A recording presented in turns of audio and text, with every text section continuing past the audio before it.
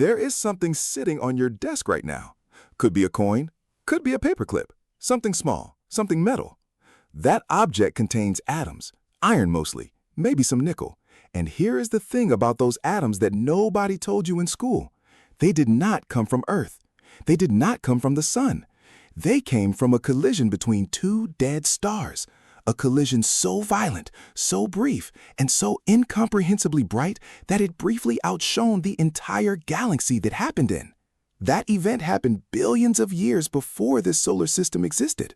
The metal scattered across space, drifted for millions of years, collapsed into a new star, got spun out into a planet, got compressed into rock, got mined, got smelted, got stamped, and ended up on your desk. Every piece of gold, platinum, and uranium on Earth traces back to that one category of event: dead stars hitting each other at a fraction of the speed of light. Now imagine every neutron star in the observable universe, all 1 billion of them, doing that simultaneously to each other today. I need you to understand what that actually means. Before we get to the collision, you need to understand what is actually colliding. Because a neutron star is not a normal object. It is matter taken to a state that should not be physically possible, and yet here we are. When a star between 8 and 20 times the mass of the Sun runs out of fuel, its core collapses in less than 1 second. In that 1 second, the core, which is roughly the size of Earth, gets compressed down to a sphere about 20 kilometers across. The outer layers rebound off this suddenly rigid core and explode outward in a supernova. What remains is a neutron star. 20 kilometers, that is the diameter. The city you live in is probably wider than that. But the mass inside that 20-kilometer sphere is between 1.1 and 2.3 times the mass of the Sun, compressed into something you could drive across in 15 minutes. At that density, the very concept of individual atoms stops making sense. The electrons and protons that make up normal matter get forced together under pressure so extreme that they merge into neutrons, hence the name.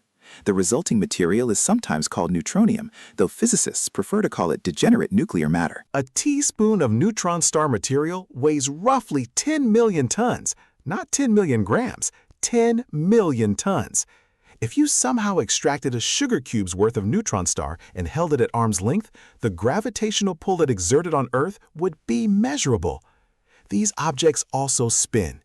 Newly formed neutron stars can rotate up to 700 times per second. They emit intense beams of radiation from their magnetic poles. When those beams sweep past Earth with the regularity of a lighthouse, we call them pulsars. The most precise pulsars keep time better than any atomic clock humans have ever built. There are estimated to be roughly 1 billion neutron stars in the Milky Way alone. The observable universe contains something like 2 trillion galaxies. Run the numbers. The number of neutron stars in the universe is so large that the word billion stops being useful before you even finish the sentence. Now we are colliding all of them. We actually know what this looks like.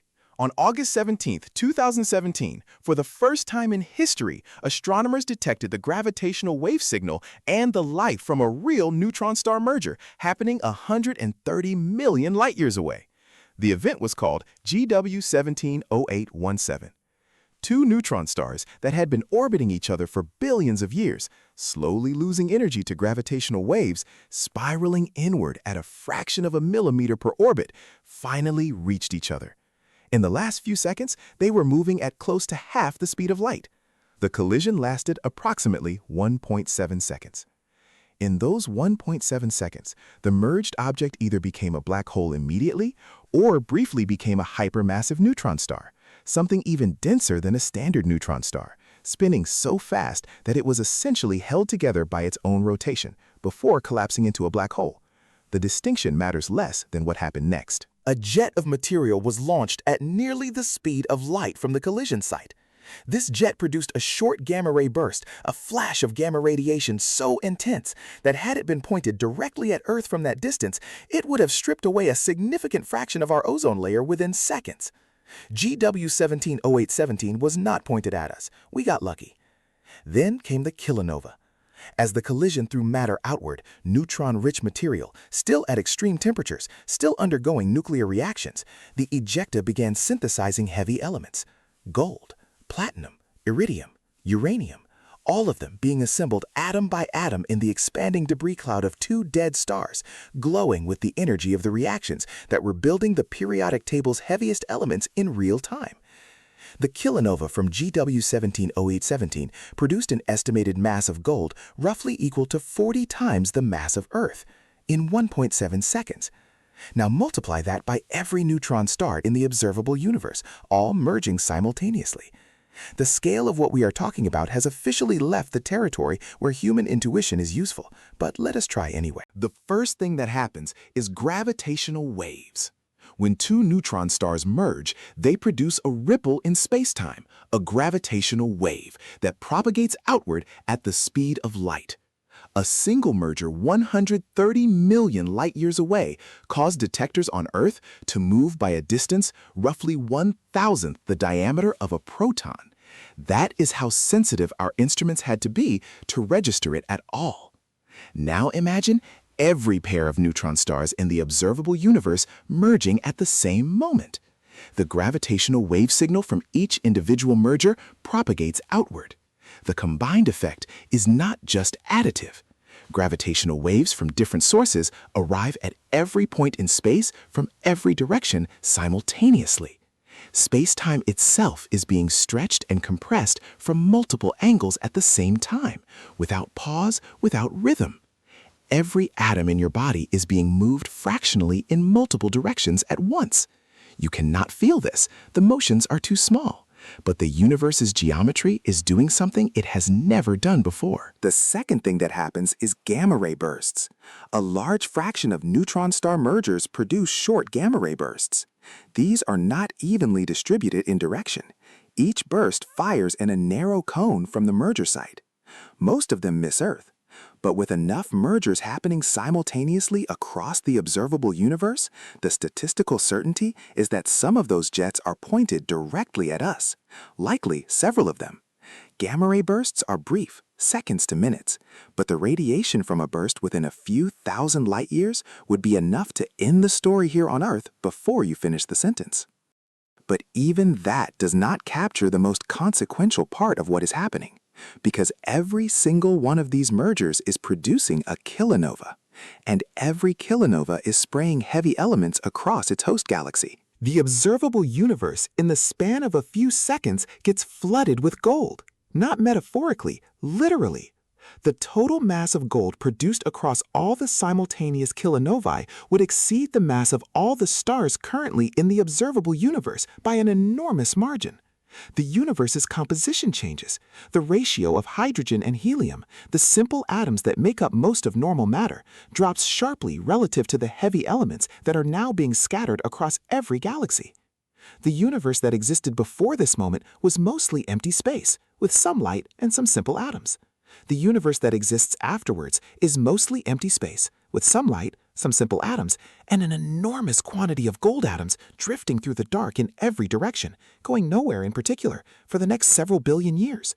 But even that is not the most extreme part, because most of these mergers produce black holes. When a neutron star merger produces a black hole, which most do, that black hole does not announce itself. It does not explode or expand. It simply sits there in the position where the merger happened, with a mass of roughly 2 to 3 solar masses, pulling in whatever comes close. The observable universe contains an estimated 2 trillion galaxies. Each galaxy contains roughly 1 billion neutron stars. If half of all neutron stars merge in pairs, that is 1 billion new black holes per galaxy in 2 trillion galaxies. Every single one of those galaxies now has 1 billion additional black holes distributed through it, not at the center, not clustered, but spread across the disk and halo wherever neutron star pairs happen to exist. These new black holes are small by cosmic standards. A neutron star merger black hole has a Schwarzschild radius of a few kilometers, nothing like the supermassive black holes at the centers of galaxies, which have radii measured in millions of kilometers. But there are an almost incomprehensible number of them, and over time, stellar material drifting past them gets captured. They grow. They merge with each other when they come close enough. The gravitational landscape of every galaxy in the universe has been permanently and dramatically altered. Stars that used to orbit peacefully through their galaxy now navigate a field of gravitational traps that did not exist yesterday. Some will be deflected onto new orbits. Some will be captured entirely. Some will be ejected from their galaxies altogether, flung into intergalactic space by the gravitational slingshot of a close encounter with one of the new black holes. Over timescales of millions of years, galaxies that used to have stable populations of stars will begin to look different, less ordered, more chaotic, their star formation rates disrupted by the changed gravitational geometry. And then there is what happens to the heavy elements. All that gold and platinum scattered across every galaxy by a billion simultaneous kilonovae begins to drift with the gas and dust clouds of its host galaxy. Over millions of years, it collapses under gravity into new clouds. New stars form from these clouds, stars born with far higher concentrations of heavy elements than any star that formed before this event.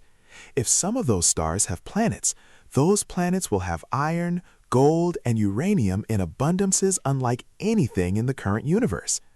The periodic table of a world forming in this new universe would be weighted toward the heavy end in a way that changes what chemistry is possible, what minerals form, what conditions might allow something like biology to start. The universe before this event was building up to a world like Earth over 4 billion years. The universe after this event has been handed all the ingredients it needs, scattered everywhere at once, with no waiting required. What it does with those ingredients is, as of right now, an open question. Go back to that object on your desk, that coin, that paperclip. The iron in it was forged in the core of a dying star over hundreds of millions of years, a star that eventually ran out of fuel and exploded. The heavier elements, if there is any gold in what you are holding, any trace of precious metal, those did not come from a dying star. They came from two dead stars colliding, from a kilonova, from 1.7 seconds of the most energetic nuclear synthesis event in the known universe. Every kilogram of gold that has ever existed on Earth was produced in events like this, not as a metaphor, as a literal accounting of where those atoms were assembled. Two neutron stars, somewhere in the galaxy's past, hit each other. The debris drifted through space for millions of years. Some of it ended up in the cloud that formed this solar system. Some of it ended up in Earth's crust. Some of it ended up being worn around someone's finger. The scenario we ran today was hypothetical. Every neutron star at once, in the same moment. That cannot happen. But the real version, the slow version, 2 neutron stars here, 2 more there, 1 per galaxy every 100,000 years or so, has been running continuously since the universe was a few billion years old. It is happening right now, somewhere, in a galaxy you will never see. And whatever it produces will drift through space for the next billion years, looking for somewhere to become something. The question worth sitting with is not what happens when neutron stars collide. That we now know. The question is, what happens to whatever forms next in a world made from that debris? We are that world, and we are made from the debris of collisions that happened before the sun existed. Whatever comes after us will be made from the debris of collisions happening right now.